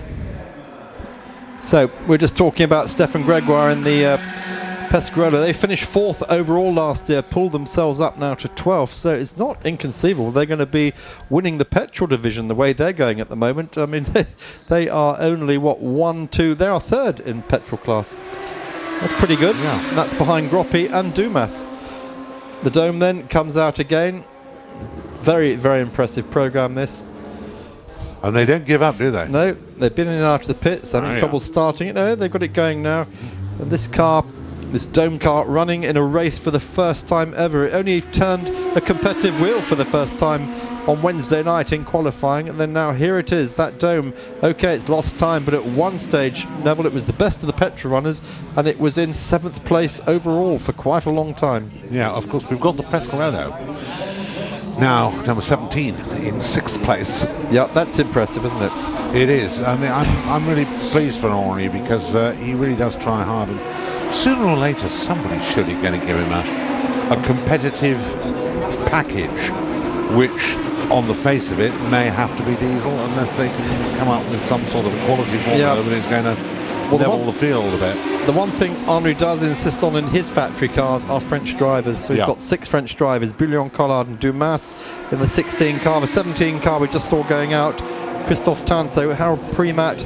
I said all French. Of course, Harold is Swiss, but he's a French-speaking Swiss. Yeah. Benoit Trullier. And Benoit Trullier, of course, the Formula Nippon champion in Japan in 2006 and a winner in the Super GT series for some years now. He had 2 wins last year, so a very, very impressive peddler. And certainly Primat and Tanso in that 17 car are the best petrol car runners in the Le Mans series this year. They're lying 6th overall in the championship. Here's the diesel runners. This is Dindo Capello coming in for a stop. Will they change tyres, or will Michelin be happy with the rubber as it is? Petrol goes in. Dindo's been wiped. I don't think they're going to bother, are they? Nope. They like it. He's got his thumbs up. This front tyres are all right. Not going to change those. And indeed, car goes back out. And you can't hear it. Little puzzlement going on because that's better. I couldn't see Capello's car, and that's because the screen didn't say out when he'd gone out. It still said he was in, if you see what I mean. I think we're working that one out, Neville. Yeah. Anyway, he's gone, but I was just sort of looking down the list there. We looked at, yes, we know now that Lieke Molen is up to 10th and Sacha Masson behind him in the 2 Porsches. And then I'm looking down to see, yes, the first Aston Martin is up to 14th place. Let's give you the... And I'm looking to see whether the other Aston Martin appears. That must have dropped back again, but I don't know where or when. Yeah, it's just dropped behind. So we've got Brabham leading and Wendlinger in 3rd. Yeah, no, I meant the lower Aston Martin. Oh, sorry, the lower Aston Martin. My apologies. Down. My apologies. And I don't know, it seems to have disappeared. Well, it's had that top 20. huge accident early in the day. Stefan Looker on board. Thomas the Tankranger then pulled it all the way back up into the top 10, and then it had more problems, went back into the garages. So we are looking for that car at the moment. Where is that car? As you say, I don't think it's in the top 36 at the moment. I don't think it is. I think it's sort of disappeared as the British. No, we found it. It's 16th. 16th. I do apologise. The Lola Charoux. That's because they don't put. Yes. Yeah, that's what's happened. That's running My at the fault, moment. I'm sure. Yeah. Had 17 pit stops to date. He's dropped a couple of places. That's really what's that's happened, right. yes. I don't think I'm right in saying that it is getting just a teensy-weensy bit misty out there. Do I? Don't know. I would have thought that would have been more in the morning. Yes. Dave Spike, commentary team, has an air jack ever accidentally deployed during a race? And if so, what effect did it have? If not, could you try and talk to someone? Giving it a try. No, we're not going to do that. No. But Very interesting you should say that, because on Wednesday night in qualifying, one of the Pescarolas started to leave the pits, got halfway up the hill, and then ground to a halt because the air jacks had indeed deployed. They'd just come down very, very slowly. So driver luckily was still on the pit lane speed limit at 80 kilometres an hour when it happened. He ground to a halt, and the team had to get up there and take trolley jacks up and bring him back. Yeah. It's funny actually, because we have seen air jacks now used for a very long time. And I can remember one of the first races I saw them used in was the Tourist Trophy at Goodwood in 1959. And John Wyer was the man that sort of was involved in that. Well, John Wyer and Reg Parnell. But I think the answer is, Neville, they can't deploy because you need compressed air to force them normally down. speaking, yes. So the default is up. The default is up. Yeah. Well, in comes the number one car again then, Marco Werner in 5th place. He's staying on board, fuel only I would imagine, because they did tire him up at his last stop. They're still trying to triple stint these Michelins. They will go for all the night. If they're happy with them, team just looking at them, that's what the torch is for, checking the tread, checking everything's all right. But on top of that, Neville, the driver gets all sorts of indications, doesn't he, from all these safety systems. They'll tell him if the tyre's losing pressure, if there's any problem with it while he's driving around. Anyway, Neville, hey, Mark Cole here, live for Eurosport at Le Mans. We're going to take another break and we'll be back in just a moment, and we'll try this time not to spray the booth with Coke.